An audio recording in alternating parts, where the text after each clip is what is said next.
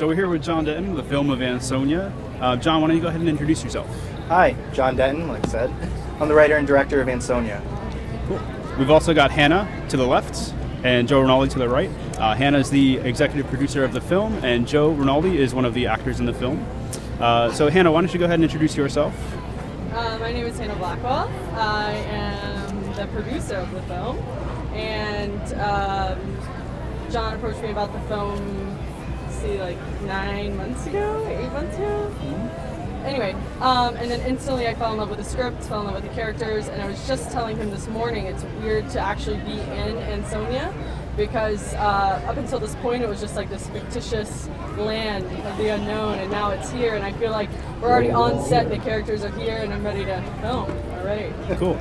So Joe, why don't you go ahead and introduce yourself, give us a little bit of introduction to you. Sure thing. I'm Joe RInaldi. I'm portraying the character of Pete. I'm also a graphic designer. I designed all these lovely posters you're seeing around us. I've lived in Ansonia for 24 years, so when he approached me about it, he sent me the scripts, and I read I'll admit, I did Control F and just looked up my character and only read his lines at first. But I instantly recognized, everything in this character that I see in so many people from this town and in myself. Is just sort of like anger and need to just get out of this place, and resentment towards the people who actually did. So, you mentioned a couple of the characters that are in the film, such as Pete. John, if you could, if you want to let a little light into what we could expect from the film and regarding some of the characters in the film, that'd be great. Yeah, so Ansonia is, a coming-of-age film. So in the sense of Garden State, of The Graduate, of Adventureland. So a lot of these characters are really universal, and it's all the people you would expect to see whenever you go back home.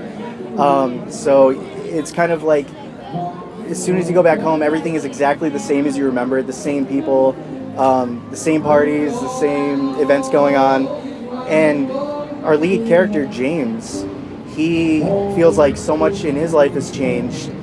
And now that he's reached rock bottom, in a way, coming back to Ansonia is kind of like his paradise in a way, because it's his saving grace, knowing that everything has stayed the same and something secure there. I've heard a couple of stories about Pete and his actions in the film. Mm-hmm. Joe, if you want to describe some of the things that you've read in the script and just what we can expect from Pete. It sounds like an interesting character. Well, Pete is largely drunk throughout all of his scenes. He's drunk, he's angry, he's depressed, and he has a bit of a fight scene, I guess you can call it. I guess it's classified as a fight scene, right? Which I'm no stranger to.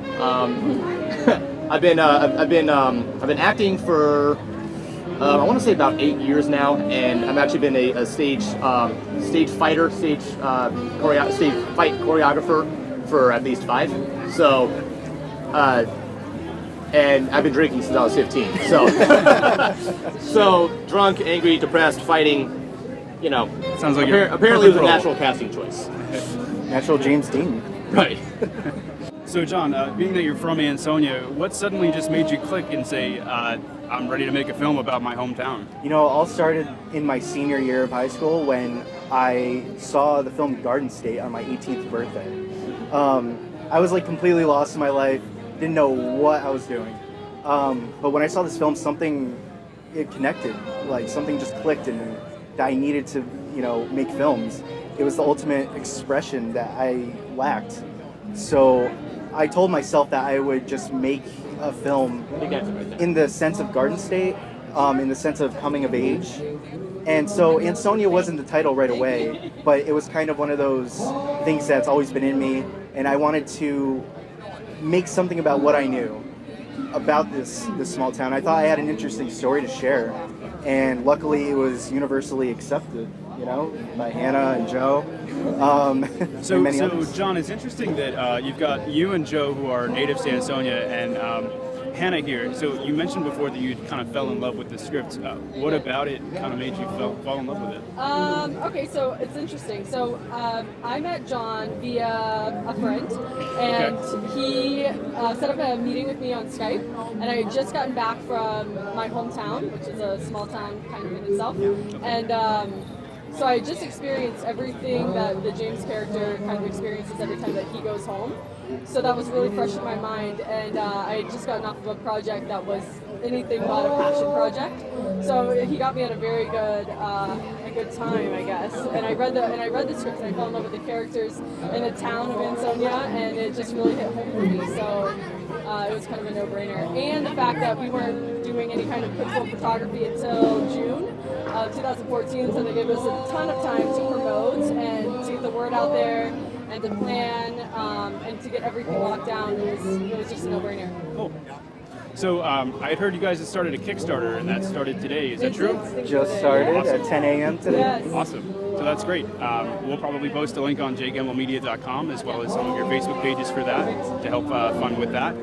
Anything else you guys like to say? Support us, support this film, support indie filmmaking. Please give us money. Even if you can't give us money, though, you can just spread the word, advertise, tell your friends, post the link, be in the film, whatever you want to do. Support us. So that is a good point. They are taking extras for the film, people who are native to Ansonia and around the area. We are here at the Ansonia Harvest Festival today promoting that, so we should hopefully get a good list of that. So if you want your chance, sign up, let them know. Thank you. Cool.